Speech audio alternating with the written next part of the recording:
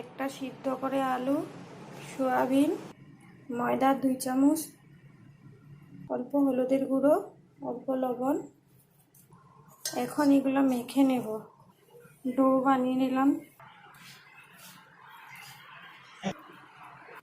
সবগুলা এরকম বানিয়ে নিলাম। এখন একটা একটা করে তেলে ভাজে নেব সবগুলা।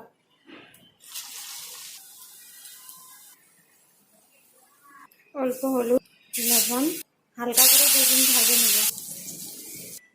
আলু ভেজে নেব হালকা করে। গোটা জিরা, আদা কুচি,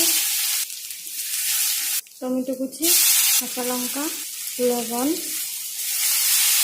হলুদের গুঁড়ো, জিরার গুঁড়ো, লঙ্কার গুঁড়ো নেড়ে নেব।